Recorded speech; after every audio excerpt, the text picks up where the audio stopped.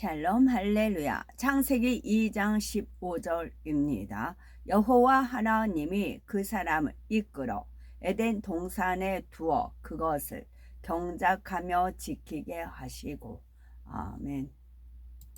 창세기 강의 쉬운 8번째 피라미드로는 첫 번째입니다. 아버지 하나님께서는 첫사람 아담을 지구에서 흙으로 빚으시고 생기를 불어 넣어서 생명이 되게 하셨지요. 그리고 둘째 하늘의 에덴 동산으로 이끌어들여 그곳에서 살게 하였습니다. 삼위일체 하나님께서 아담에게 영의 지식들을 가르쳐 주시자 아담은 그 지식들을 활용하여 뛰어난 지혜를 얻게 되었지요. 당시 아담은 죄가 전혀 없었기에 영적으로 엄청난 빛의 권세도 갖고 있었습니다. 아담은 영적인 권세와 지혜로서 둘째 하늘의 에덴 동산은 물론 첫째 하늘까지 정복하고 다스렸습니다. 아담이 에덴 동산에서 산 기간은 우리가 상상할 수 없을 만큼 깁니다. 아담은 사실 무수한 세월 동안 에덴 동산에서 살면서 생육하고 번성하였지요.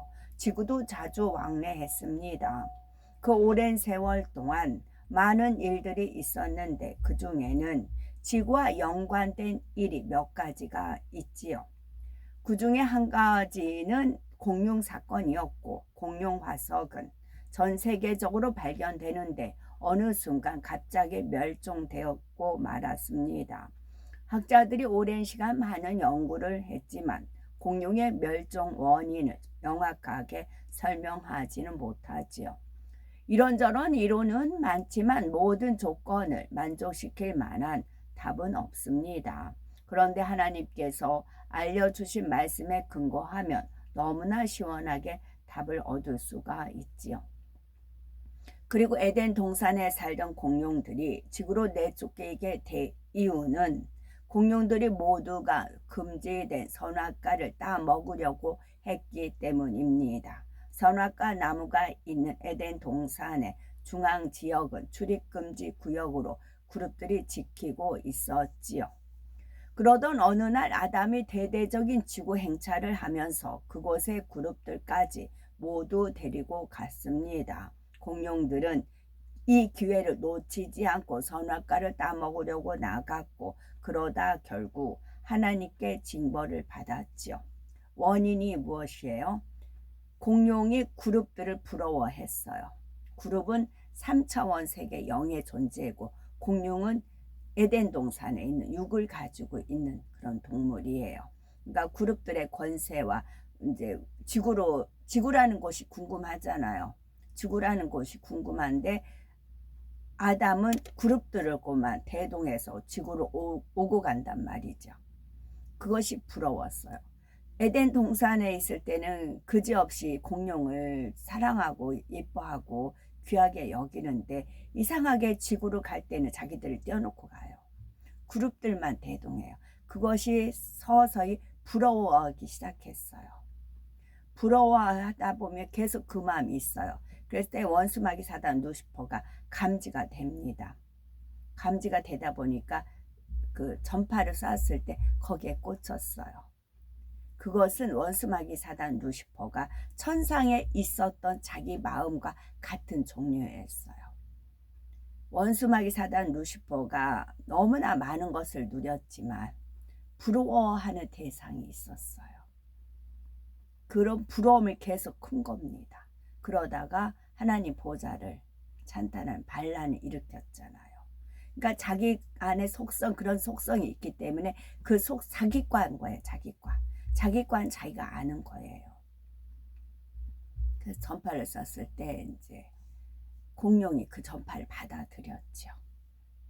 하다 보니까 부러움이 계속 시기 질투를 하다 보니까 어떤 마음까지 저 선악과를 따먹으면 나도 그룹과 같이 될 수 있어. 자기 선을 뛰어넘은 거죠. 모든 죄의 원인, 출발이 거기서부터 시작돼요. 부러움. 부러워하는 거. 거기서부터 시작이 됩니다. 그러다 보면 원수마귀 사단은 어떻게 해요? 사람들로 하여금 계속 부러움을 갖게끔 해요. 눈으로 보고 귀로 듣고 입으로. 그러나 솔로몬도 그랬죠. 눈은 봐도 차지 않는다고 되어 있어요. 눈은 아무리 좋은 거 본다 해도 만족하지 않아요. 그래서 일찌감치 딱 포기하는 게 좋아요. 왜냐면 이제 세계 디자인들이 오시고 명품을 계속 새로운 걸 만들어냅니다. 나보다 잘 사는 집 하면 엄청 부러운 것이고, 그러다 보면은 만족감이 없어요. 그러다 보면 마음에 불편이 가는 것이고, 불만이 가는 것이고, 부러움이 가는 것이고, 그러다 보면 이제 죄의 쇠사슬에 이제 얽어매여져 있는 거죠. 거미줄에 걸리게 되는 것입니다. 일찌감치 그거를 포기하는 기도하시는 게 좋아요. 그리고 하나님의 은혜로 채워지길 원한다. 그렇게 하면 하나님께서 그 마음을 헤아리시고 은혜를 주십니다. 한편 아담이 모든 그룹들을 데리고 지구에 내려간 이유는 무엇이었습니까? 자신의 권세와 위엄을 나타내는 상징물을 지구의 어디에 세우면 좋을지를 살피기 위해서였지요. 그런데 그만 공룡 사건이 일어나서 아담의 계획은 중단이 되었습니다. 공룡들은 전부 지구로 내쫓겼고 40일 만에 모두 소멸되고 말았지요. 공룡들로 인해서 오염되고 파괴됐던 지구는 이내 원상복구됐고 안정을 되찾았습니다. 그 후에 많은 세월이 지나자 아담은 예전에 계획했던 일을 다시 실행합니다. 그런데 아담의 마음에 변화가 생겼습니다. 예전에는 자신의 권세와 위엄을 나타내는 상징물을 지으려 하였지요. 그런데 이제는 목적이 달라졌습니다. 바로 아버지 하나님을 기쁘시게 할 목적으로 짓기 시작하였지요. 아담은 그때부터 하나님으로부터 늘 받기만 했습니다. 하나님께 받는 것을 당연하게 여겼는데 이제는 마음이 바뀌었지요. 자신도 아버지 하나님께 감사하는 마음, 뭔가를 드리려는 마음을 갖게 된 것입니다. 물론 당시에 아담이 감사하는 것과 이 땅에서 경작받는 우리가 감사하는 것은 차원이 다릅니다. 당시는 아담이 인간 경작을 받기 전이었지요. 그러니 인간 경작을 받고 있거나 다 받은 후에 드는 감사의 마음과는 비교할 수가 없습니다. 그렇지만 아담도 공룡 사건을 지켜보면서 하나님께 감사하는 마음이 어렴풋이나마 들었던 것입니다. 비유를 들면 할아버지, 아버지, 아들 이렇게 3대가 함께 사는 가족이 있습니다. 이 가정에서 최고 높은 분은 할아버지이시지요. 게다가 모든 재산이 할아버지의 것입니다. 이런 가정에서 손자가 할아버지를 심히 진노케 했다고 합시다. 그러면 중간에 있는 아버지는 어찌하든 자신의 아버지, 곧 이 가정의 최고 어른인 할아버지의 마음을 풀어드리려고 노력할 것입니다. 자신의 아들로 인해서 아버지의 마음이 상했기 때문이지요. 지금 아담의 입장이 이 가정의 아버지와 같습니다. 하나님께서 자신에게 주신 공룡이 반란을 일으켰고 지구로 내쫓겼습니다. 그럼에도 공룡이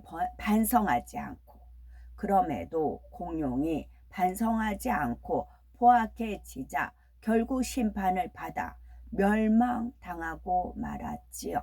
이를 지켜본 아담은 마음이 찔끔했습니다. 그래서 어찌하든 하나님을 기쁘게 해드려야 되겠다는 생각이 들었던 것이지요. 자신의 권세와 위엄을 드러내는 마음이 쏙 들어가고 하나님 보시기에 합당하게 만들어야겠다는 마음이 생겼습니다. 삼위일체 하나님을 상징하는 의미도 담으려 하였지요. 이렇게 하여 아담이 만든 건조물이 지금도 지구에 남아 있습니다. 그것은 과연 어디에 무엇일까요? 에덴 동산에 살던 아담이 지구에서 가장 즐겨 찾는 이집트 나일강 주변에 있는 피라미드입니다. 현재까지 발견된 나일강 근처의 피라미드는 80기가 넘습니다. 그 모든 것을 아담이 지은 것은 아니고 그 중에서 가자 지역에 있는 3개의 피라미드만 아담이 지었습니다. 나머지는 후세 사람들이 그것을 보고 따라 지었고요. 피라미드는 이집트뿐만 아니라 아시아와 아메리카에도 다수 발견이 되었지요. 중국의 장안 지역이나 중미의 멕시코동이 대표적입니다. 이렇게 지역적으로 멀리 떨어진 곳에서 동일한 양식의 피라미드가 발견됐다는 것은 인류 문명의 출발점이 하나임을 증명합니다. 피라미드는 이집트 가자 지역에 있는 3개의 피라미드를 가리킴을 기억을 하시고 이 3개 피라미드만을 아담이 지었다는 겁니다. 어떤 분은 매우 의아하게 생각하실 수도 있습니다. 이집트의 피라미드들이 고대 이집트 왕들의 무덤이라고 알려졌기 때문이지요. 물론 이집트에 있는 피라미드 중에서 왕의 무덤으로 만들어진 곳도 있습니다. 그런데 가자 지역에 있는 대피라미드와 이웃한 2개의 피라미드에서는 무덤으로 보이는 어떤 흔적도 찾지 못했지요. 대피라미드 안에서는 석관과 같은 것이 하나 발견되기는 했지만 그 속에는 아무것도 없었습니다. 세상 사람들도 피라미드를 3개 칠 때 불가사의 중 하나라고 꼽지요. 불가사의라는 뜻은 사람의 생각으로는 미루어 헤아릴 수가 없이 이상하고 야릇함이라는 뜻입니다. 지금까지 많은 학자들이 피라미드를 연구했지만 풀지 못한 점이 굉장히 많기 때문이지요. 피라미드는 현대 문명도 따라가기 힘든 고도의 건축 기술로 축적됐음이 밝혀졌습니다. 또한 피라미드에는 고대 사람들이 알았다고 생각하기 힘든 놀라운 천문학적, 수학적 지식도 담겨 있지요. 그러니 불가사의하다라고 말하는 것입니다. 현재 남아있는 피라미드에 대한 가장 오래된 기록은 그리스 역사가 헤로도토스의 저서 역사에 있습니다. 그는 기원전 440년경에 이집트의 한 사제에게 들은 이야기를 자신의 저서에 기록을 하였지요. 그 기록이 현재까지 전해지는 것입니다. 피라미드가 기원전 2600년에서 2500년 사이에 건조됐다고 했습니다. 그러나 이후로 많은 연구가 진행되는 과정에서 피라미드의 건조 시기에 대한 다른 의견들도 나왔습니다. 예를 들어서 미국 학자 존 앤소니 웨스터는 나일강 유역에 기원전 1만 년 전이 아니면 그보다도 이전에 고도로 발달한 문명이 있었다고 주장합니다. 피라미드와 스핑크스는 바로 그 문명의 산물이라는 것이지요. 스핑크스는 물에 의해서 침식된 흔적이 또렷이 남아 있습니다. 그런 흔적을 남길 정도의 비가 내린 시기는 기원전 1만 1천년 전, 기원전 1만 년경이라고 합니다. 따라서 스핑크스나 피라미드는 최소한 그보다는 앞서 건조됐다는 결론이 나오지요. 이 주장은 증거가 비교적 분명했기에 많은 지질학자들의 지지를 받고 있다고 합니다. 또 한 가지, 피라미드는 이집트인들에 의해서 축조된 것이 아니라는 근거가 있습니다. 이집트에서 발굴된 분묘나 건물들을 보면 이집트인들은 사소한 일상도 벽화나 문자로 남기는 습관이 있음을 알 수가 있지요. 만일 이것이 진정 이집트의 왕의 분묘라면 그 왕에 대해서, 그가 행한 일에 대해서 그림이나 문자를 남겼을 것입니다. 그런데 이 피라미드에는 아무런 설명도 그림도 없습니다. 또한 내부에는 미라나 어떤 유물도 없었죠. 텅텅 비어 있었습니다. 다만 석관으로 추정되는 것만 속이 빈 채 발견이 되었지요. 도굴꾼들이 피라미드 안에 있는 내용물들을 훔쳐갔다는 주장도 있으나 지금까지의 정황으로는 아예 처음부터 없었다는 의견이 지배적이랍니다. 피라미드의 불가사의를 크게 세 가지로 말씀드렸고, 이로 통해 과연 피라미드를 고대의 이집트에 살았던 사람들이 지었겠는지 생각해 보라는 말씀입니다. 먼저는 놀라운 건축 기술입니다. 대피라미드에는 2.5톤에 달하는 거석이 무려 230만 개나 쓰여졌지요. 이 거대한 돌들이 마치 두부를 자르듯 반듯하게 잘려서 빈틈없이 끼워 맞춰져 있습니다. 철이나 청동 같은 금속 도구가 발명되지 않은 때였는데 사람들은 과연 무슨 도구를 이용해서 그처럼 정확하게 자를 수가 있었을까요?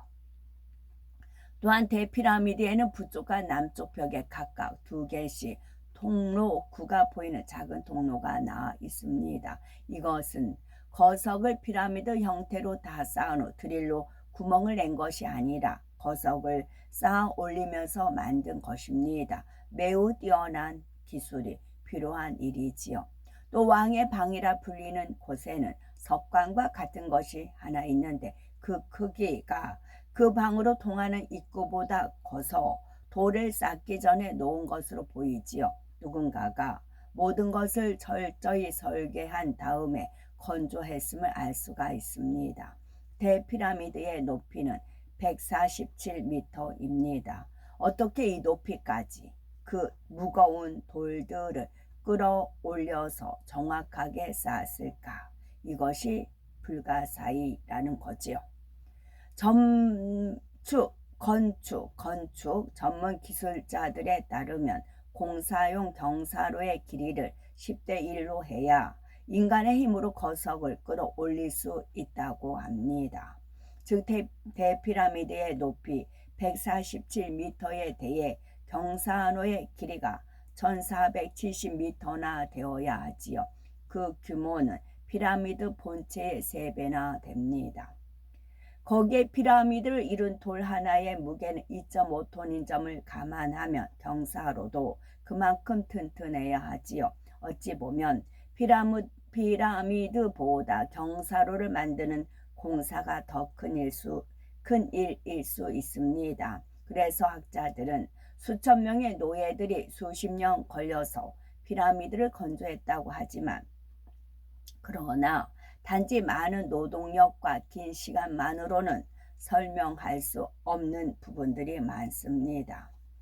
예를 들어서 피라미드의 경사는 약 51.5도입니다. 이는 건축 구조상 가장 안정적인 각도인 52도에 매우 가깝게 맞추어져 있지요. 그냥 대충 돌을 쌓아 만든 것이 아니라 정확한 측량과 계산을 해서 만들었다는 말입니다. 또 이 피라미드는 하중을 분산시킬 수 있도록 설계가 되어 있지요. 그래서 장구한 세월이 지났어도 붕괴되지 않은 것입니다. 대피라미드는 총 무게가 600만 톤이 넘습니다. 이 어마어마한 무게를 고려할 때 자체 중량에 의해 밑으로 내려앉는 지마 현상이 심각할 수밖에 없습니다. 현대 기술로 지어진 오늘날의 대형 빌딩도 100년에 약 15cm 정도는 내려앉는 것이 보통이라고 합니다. 그런데 대피라미드는 수천 년 그 이상의 기간이 지났는데도 겨우 5mm밖에 내려앉지 않았다고 하는 거죠. 피라미드가 얼마나 발달된 건축술로 지어졌는지 알 수가 있습니다. 이 피라미드의 내 밑면은 거의 정확하게 동서남북을 가리키고 있지요.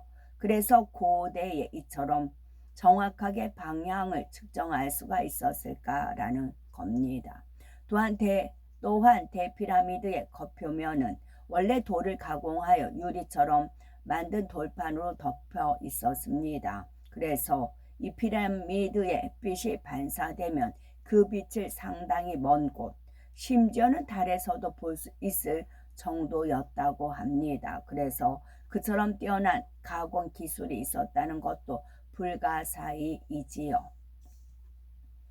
지금까지 말씀드린 이 모든 사실들은 피라미드가 고도로 발달한 건축 기술로 지어졌음을 말해줍니다. 그런데 한 가지 재미있는 사실은 대피라미드보다 후에 지어진 피라미드들이 규모나 기술 면에서 훨씬 뒤떨어진다는 점입니다. 인류 문명은 세월이 흐를수록 발전하였지요. 그런데 피라미드 건조 기술은 먼저 만든 것이 후에 만든 것보다 낫지요.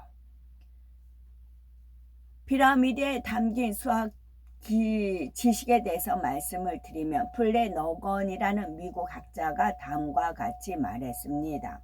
대피라미드에는 400년 전까지는 알지도 못했던 수학 공식들이 구현되어 있습니다. 나는 피라미드를 수학적으로 철저히 해부해 보았습니다.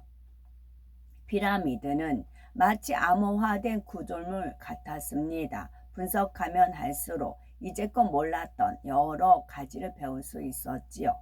대피라미드는 완전한 현대 수학을 구현하고 있습니다. 그 측량과 수학의 놀라움은 우리는 이제서야 이해하게 되었고, 이는 피라미드가 얼마나 뛰어난 수학적 지식을 토대로 만들었는지를 나타내는 말입니다.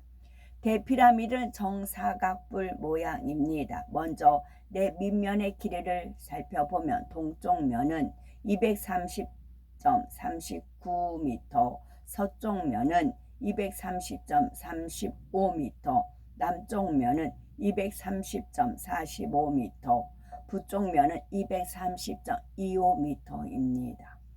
최장과 최단의 길이 차이는 20cm에 불과하지요. 이는 내 밑면 평균 길이의 0.09%에 해당을 합니다. 밑면이 거의 완벽한 정사각형을 이룹니다. 피라미드가 지어진 지대는 평평한 곳이 아닙니다. 중심 언덕의 높이가 9m에 이를 정도로 경사진 곳에 세워졌지요. 대피라미드의 높이와 밑면의 길이 사이에는 일정한 비율이 있습니다. 대피라미드의 높이는 146.73m이고 내 밑면의 합은 921.44m이지요. 그런데 피라미드 높이 곱하기 2 곱하기 3.14를 하면 밑면의 길이가 나옵니다. 높이 곱하기 2 곱하기 3.14는 밑면의 길이지요. 2파이r 이는 원의 반지름을 이용해 원의 둘레를 구하는 공식입니다. 이 공식에 반지름의 피라미드 높이를 대입하면 피라미드의 밑면의 근사치 값이 나옵니다. 921.46m. 원주율 값은 3.14 근사치로 가장 먼저 알아낸 사람은 기원전 3세기 아르키메데스라는 수학자로 알려져 있습니다. 그런데 그보다 훨씬 먼저 지어진 피라미드에 이 원주율이 사용된 것이지요. 이것이 우연의 일치겠습니까? 이 밖에도 피라미드의 여러 부분에 수학적으로 가장 안정적인 비율이 작용되었지요. 수천 년 후에 사람들이 발견한 수학적인 지식을 이미 알고 있었고 이를 응용한 증거들이 많은 것입니다. 그러므로 피라미드를 만든 사람들이 지식적으로 얼마나 뛰어난 수준이었는지 알 수가 있습니다. 마지막으로 피라미드에 담긴 천문학적 지식을 말씀드리면 과학자들이 이 피라미드를 연구하면서 또 하나의 놀라운 사실을 발견을 하였는데 새 피라미드가 오리온 별자리 중 3개의 별과 일치하는 점이라는 겁니다. 먼저 피라미드를 보시면 유달리 세 번째 피라미드는 다른 2개에 비해 크기가 작습니다. 오리온 별자리에서도 세 번째 별이 유달리 다른 2별보다 밝기가 떨어지지요. 또한 세 번째 별이 일지성상에서 약간 비껴나 있는 것과 똑같습니다. 어떤 천문학자들은 피라미드를 만든 시기가 혹시 이 별들이 피라미드의 바로 위에 더 있던 때가 아닐까라고 생각했다고 하지요. 이를 가정해 계산한 결과 피라미드가 만들어진 시기는 기원전 약 1450년이었죠. 이 시기에 하늘의 은하수는 피라미드 옆으로 흐르는 나일강의 위치와도 거의 중첩되어 펼쳐져 있었습니다. 앞서 어떤 학자는 스핑크스의 침식 현상을 근거로 피라미드의 건조 시기를 최소 기원전 1만 년 전이라 주장을 했는데 여기서도 비슷하게 나왔습니다. 이는 피라미드의 건조 연대가 기원전 2500년경이 아니라 그보다 훨씬 전, 못해도 기원전 1만 년에 지어졌다는 주장을 뒷받침하지요. 고대의 사람들이 알았을 리 없는 놀라운 지식과 기술이 이미 피라미드 안에 담겨 있습니다. 건축 기술면에 있어서는 현대의 기술보다 뛰어난 면도 있지요. 사람들은 피라미드를 깊이 연구할수록 더욱 놀랄 뿐입니다. 그렇다면 과연 고대에 이처럼 뛰어난 기술과 지식을 갖고 있었던 사람이 누구였겠습니까? 그것은 바로 아담이었지요. 아담이 어떻게 이처럼 지혜로울 수가 있었을까요? 하나님께서 첫사람 아담에게 모든 지식과 지혜를 주셨기 때문입니다. 하나님께서 피라미드에 대해서 설명해 주신 이유는 단순히 영계의 비밀을 알리기 위함이 아닙니다. 사람들이 알고 있는 세상적인 지식과 이론이 얼마나 잘못되었는지 깨우쳐 주기 위함이지요.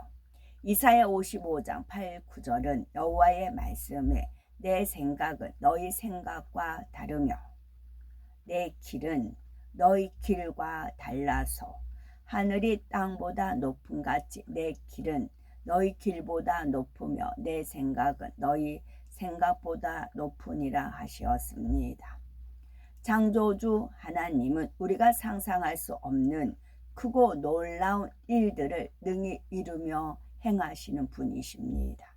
이 사실을 우리는 믿어야지요. 에레미야 32장 27절에 나는 여호와요 모든 육체의 하나님이라 내가 능치 못할 일이 있겠느냐 말씀하셨지요. 우리가 이러한 하나님의 능력을 힘입는다면 무엇을 하든지 불가능이 없고 막힐 것이 없습니다. 우리는 말씀을 통해서 육의 한정된 틀을 깨트리는 만큼 하나님의 무한한 능력을 받을 수가 있습니다. 하나님의 도구로서 크게 쓰임 받을 수가 있지요. 이러한 아버지 하나님의 마음과 뜻을 마음으로 느끼시고 그래서 우리를 향한 아버지 하나님의 섭리를 이루어 나가는 복된 우리가 되어야 되겠다는 말씀이지요. 아멘. 샬롬.